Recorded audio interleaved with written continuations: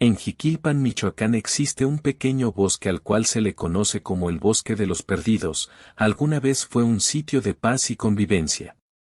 Durante años, el bosque era un lugar de reunión para los habitantes de Jiquilpan y los estudiantes de los alrededores. Era un sitio perfecto para hacer carne asada, tomar algunas cervezas y pasar una tarde agradable. Cada fin de semana, jóvenes locales y forasteros acudían al bosque para escapar de la rutina y disfrutar de la naturaleza. Sin embargo, las cosas cambiaron con el tiempo. Una ola de violencia comenzó a teñir las calles de Jiquilpan y los jóvenes fueron evitando el bosque, hasta que dejó de ser un lugar seguro. Cuando las autoridades cerraron los ojos al crimen, el bosque se convirtió en un sitio para desaparecer gente, un lugar sin ley, donde el crimen organizado llevaba a sus víctimas para dejarlas ahí, ocultas de la vista de todos.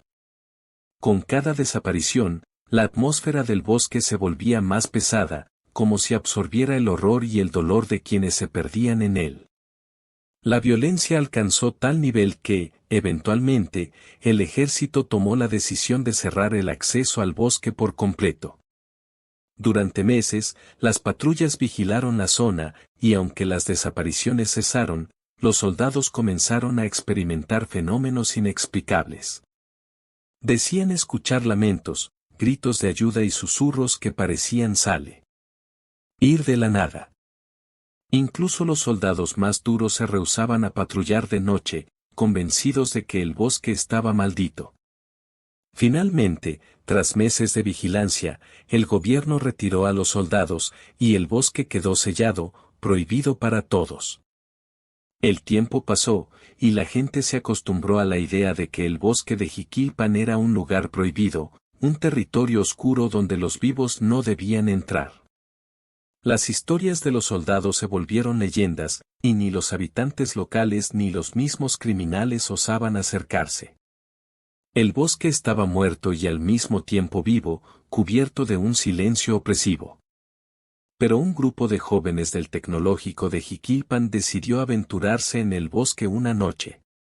Entre risas y con la adrenalina de la juventud, llevaban cámaras y provisiones para pasar un fin de semana acampando, convencidos de que las historias eran exageraciones. Con cada palabra que intercambiaban, se convencían de que no había tal maldición y que todo sería una divertida anécdota que contar.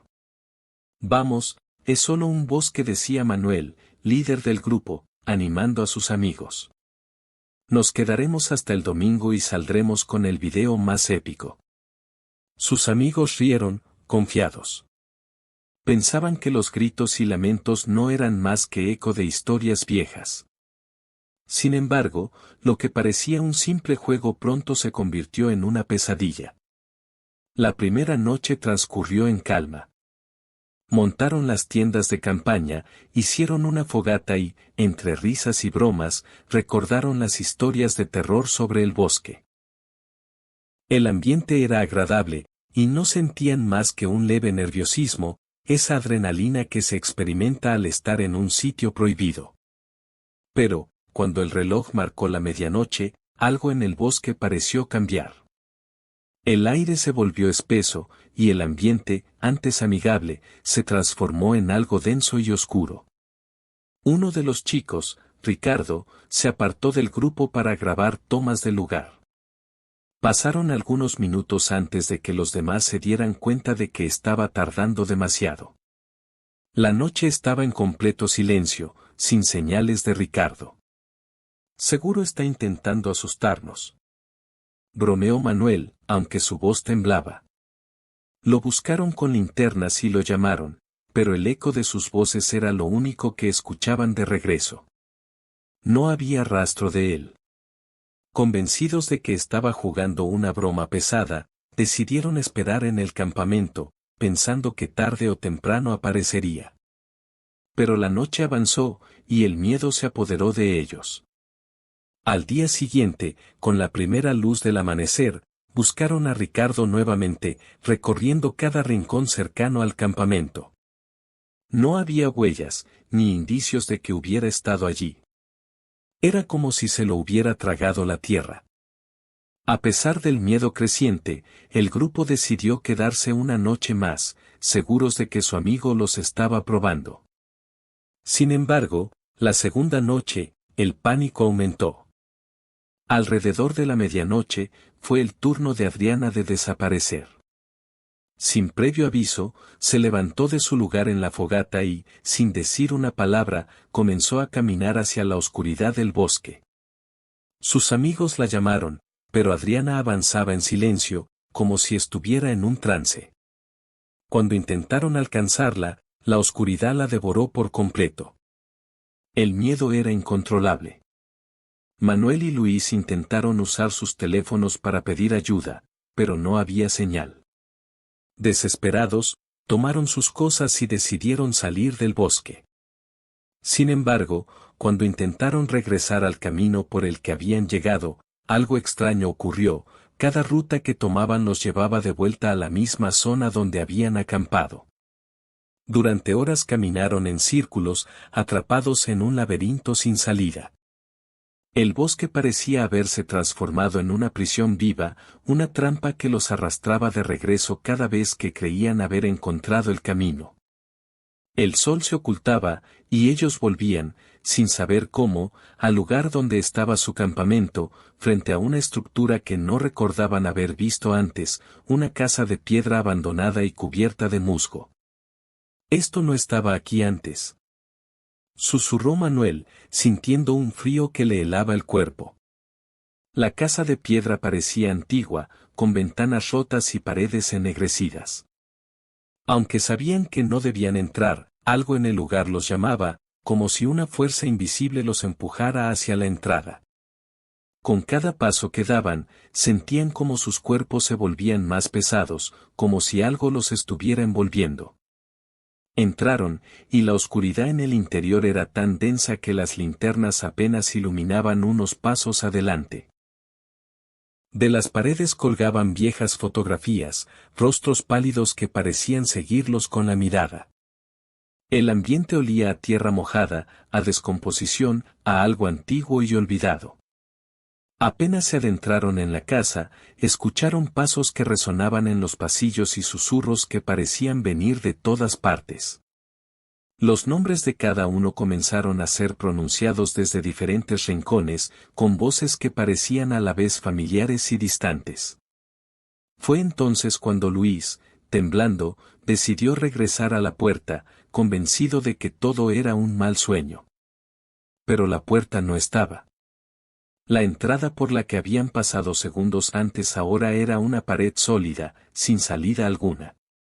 Gritaron, golpearon, pero el eco de sus voces parecía absorberse en el aire, dejando solo el silencio. Esto no es real. No puede ser real, exclamó Manuel, intentando calmarse, aunque su rostro reflejaba puro terror. De pronto, de la sombra surgió una figura, apenas visible, un rostro cubierto de tierra y musgo, los ojos vacíos, sin vida, pero que aún parecían reflejar un odio latente. Era Ricardo, o al menos algo que tomaba su forma. Su piel estaba desgarrada en algunos lugares, y su boca se movía como si intentara hablar, pero de ella solo surgían sonidos inhumanos. Manuel y Luis intentaron retroceder, pero más figuras aparecieron, cada una tomando el rostro de alguien que alguna vez había desaparecido en el bosque.